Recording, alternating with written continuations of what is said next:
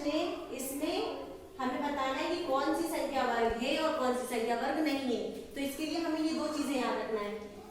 जब ये वो अंक है जो किसी भी संख्या के अंत में आते हैं तो वो संख्या वर्ग होती है, और किसी भी संख्या के अंत में अगर ये संख्याएं आती हैं, ये अंक आते हैं तो वो संख्या वर्ग नहीं होती।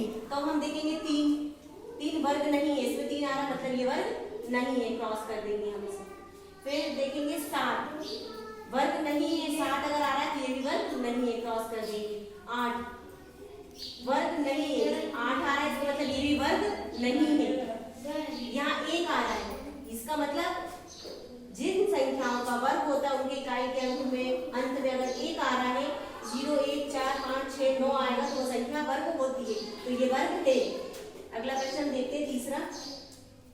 इसमें हमें घटाने की विधि से वर्गमूल ज्ञात करना है। घटाने की विधि से वर्गमूल तो हम कई विधियों से निकाल सकते हैं, लेकिन अगर प्रश्न में नाम से आगे घटाने की विधि से, तो आप किसी भी विधि से करेंगे तो नंबर नहीं मिलेंगे। तो घटाने का नियम होता है, हमें विषम संख्या घटानी होती है। तो हम 100 से 1 घटाएंगे 99, 99 से 3 घटाएंगे 96, 96 से 5 घटाएंगे 91, 91 से 7 घटाएंगे 84, 84 से 9 घटाएंगे 75, 75 से 11 घटाएंगे 64, 64 से 13 घटाएंगे 51, 51 से 15 घटाएंगे 36, 36 से 17 घटाएंगे 19, 19 से 19 घटाएंगे तो 0।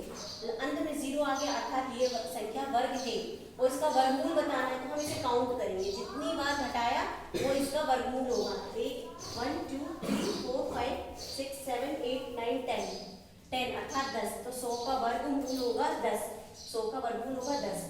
अब हम अगला प्रश्न देखते हैं, चौथा। इसमें 729, इसका हमें वर्गमूल ज्ञात करना है, वो भी अभाज्य गुणनखंड विधि से। इस विधि का नाम है अभाज्य गुणनखंड विधि। तो अभाज्य गुणनखंड विधि की हम सबसे लास्ट में देखेंगे। 9 है, 9 किस भाड़े से जाता है तो 3 से। सबसे छोटी संख्या 3, तो 3 से भाग देंगे।